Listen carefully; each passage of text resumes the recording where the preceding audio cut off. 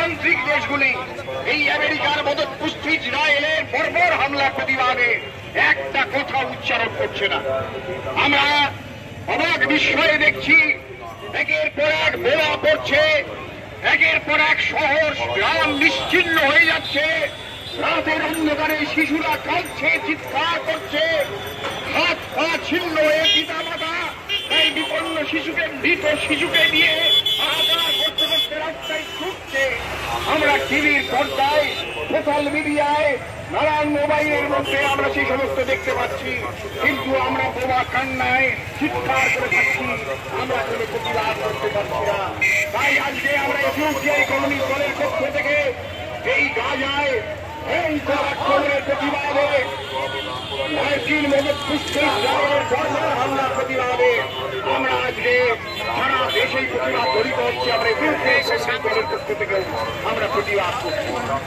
একই সঙ্গে আপনারা দেখেছেন যে এই পশ্চিমবঙ্গের যে 26,000 চাকরি বেকার যুবক যারা শিক্ষকতার জন্য নিযুক্ত হয়েছিলেন নিজস্ব যোগ্যতার ভিত্তিতে, আমাদের রাজ্য সরকারের এক অভূতপূর্ব দুর্নীতির জন্য সেই শিক্ষকদের চাকরি আজকে হঠাৎ করে এক কলমের খোঁচায় বাতিল হয়ে গিয়েছে।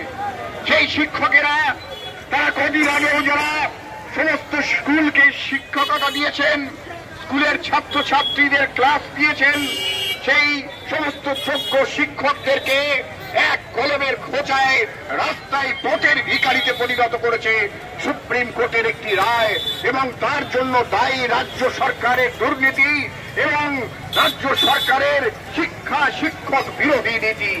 আমরা তার প্রতিবাদে দীর্ঘদিন ধরে আন্দোলন করছি, কিন্তু আজকে আমরা অবাক বিস্ময়ে দেখলাম সেই সমস্ত যোগ্য শিক্ষকেরা যখন গোটা পশ্চিমবঙ্গের ডিআই অফিসের গেটে গেটে শান্তিপূর্ণভাবে বিক্ষোভ করে প্রতিবাদ জানাচ্ছিল তাদের অন্যায়ভাবে ফিরিয়ে দেওয়া চাকরিগুলোকে ফিরিয়ে দেওয়ার দাবিতে, তখন এই রাজ্য সরকারের পুলিশ নির্মমভাবে তাদের উপরে লাঠিচার্জ করেছে।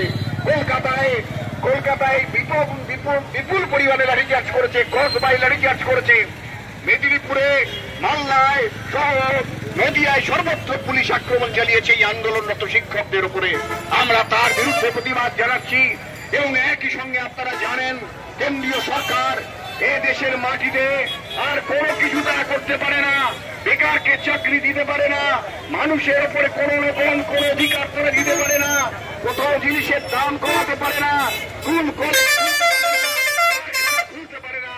তাই মানুষে বিভেদ সৃষ্টির জন্য একদিকে যেমন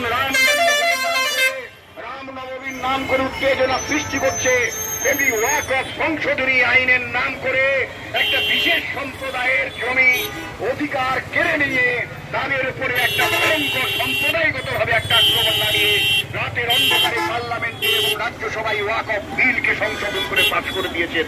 এই অন্যায় ওয়াকফ সংশোধনী বিলের প্রতিবাদেও আমরা এসইউসিআই কমিউনিস্ট দলের পক্ষ থেকে আজকে প্রতিবাদ জানাবার জন্য রাস্তায় এনেছি। তাই বন্ধুগণ,